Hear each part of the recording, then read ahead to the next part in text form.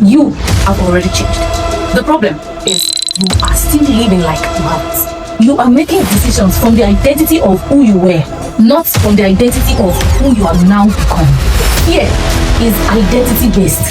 What you fear is directly connected to who you believe you are. That's making decisions from your destination, not from your history. I told my friend last week that I realized something about myself, that it was difficult for me to waiting for somebody to validate the calling, waiting for the numbers to confirm the vision, waiting for someone to open the door before you believe you have been called into it. But The Becoming Show. You have already changed.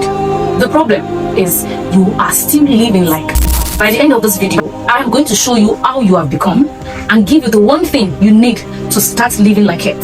Here is what I've been noticing about people who are genuinely growing. Something changes in them, a transition happens, a hard season ends, they come out of the waiting room, they take the next step that we talked about in the previous video. God does something, moves something, shifts something, and they are genuinely not who they were. But here is the problem, and it is a real one. Even though they have changed, they keep going back to the old habits, back to the old thinking patterns, back to the old version of themselves that no longer exists.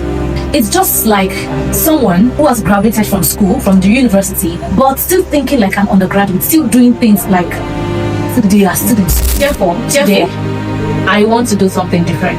I want to show you who you are now, because I think the biggest block between most people and the life God is calling them into is not lack of calling, is not lack of faith, it is even not lack of resources.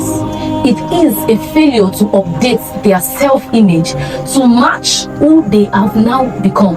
Let me prove this to you, and this is not theory. I want you to think about who you were 12 months ago, 2 years ago, 3 years ago, what you were afraid of, what you avoided, what you did not believe you were capable of, what conversations you couldn't have, what steps you couldn't take, what prayers you didn't have the faith to pray yet. Now, look at who you are today, the steps you've taken, the fears you've faced, the tough conversations you've had, the tough decisions you've made that even cost you certain relationships, the things God has moved in your life that you once thought were immovable, but not the same person. I want you to hear that you are not that same person. But here is what is holding you back from what God has next.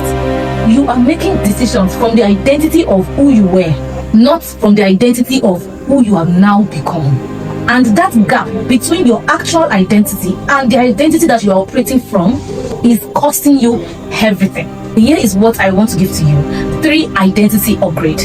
3 specific shifts from how the old version of you thought to how the new version of you needs to think. These are practical and they are biblical. Stay with me. Identity upgrade 1. Fear is identity based. What you fear is directly connected to who you believe you are. For example, the old version of you feared stepping out because you believe you weren't ready. You believe you would fail. You believe your voice didn't matter, but that was the old version.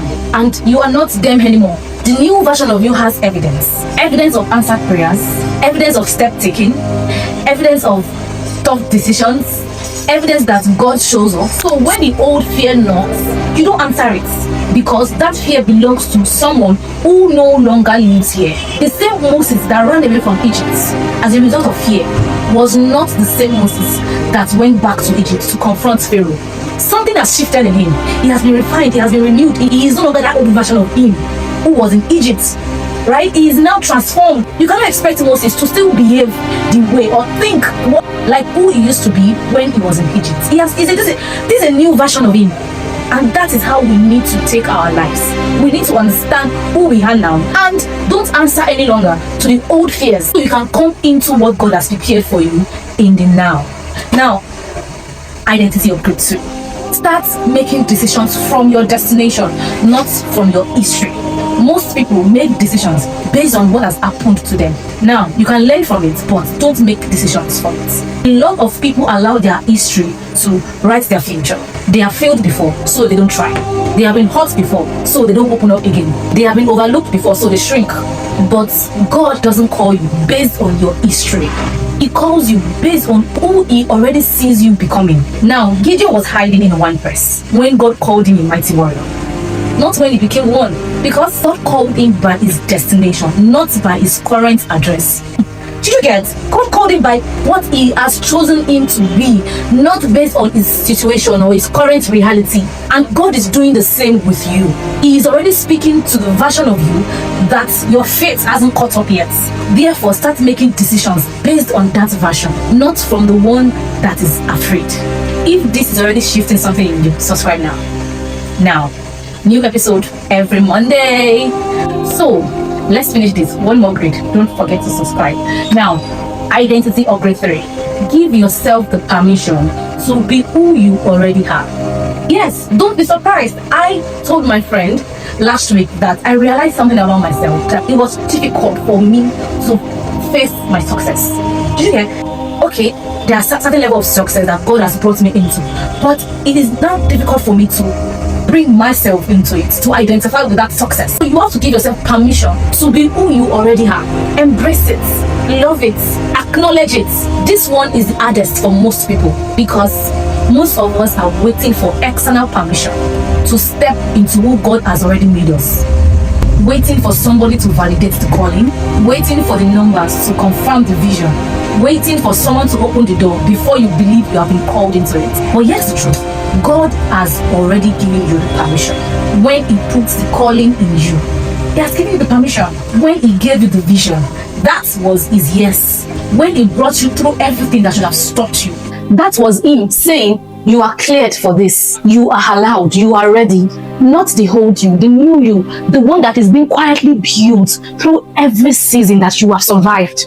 Before I give you the one thing I promised at the beginning, remember?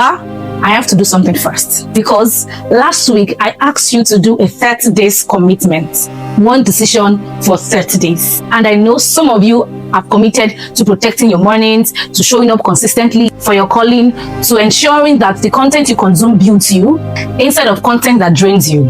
And I know that it's not just a decision from you, it is what you start becoming. And that is what this community is about.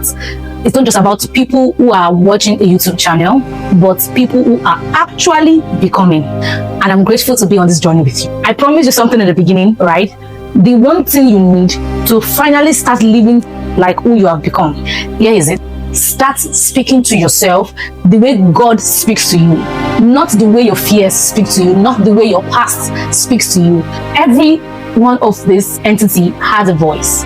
God speaks to you through your inner voice, right? The devil also speaks to you through your inner voice. Your past speaks to you, your fears speak to you, but you need to now intentionally choose who you listen to.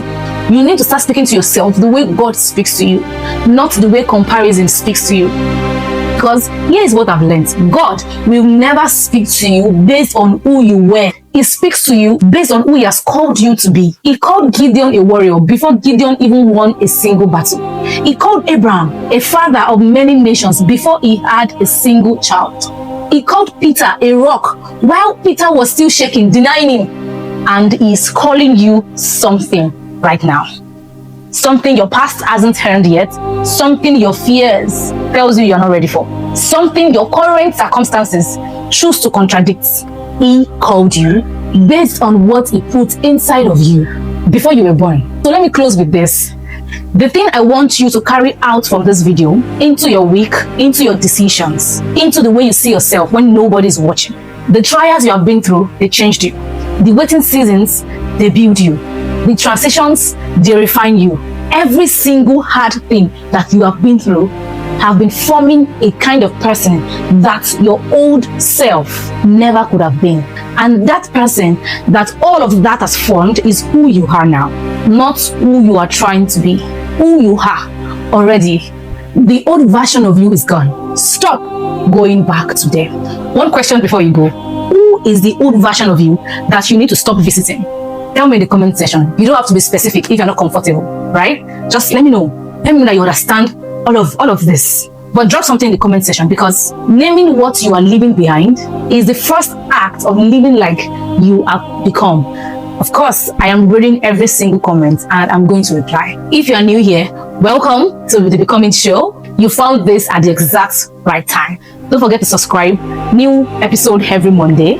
We are going somewhere real together. And if this episode helped you see yourself differently today, share it. Someone in your life is still living like their old self, and you need to let them know that the old version is gone. So send it to them. That is how this community grows.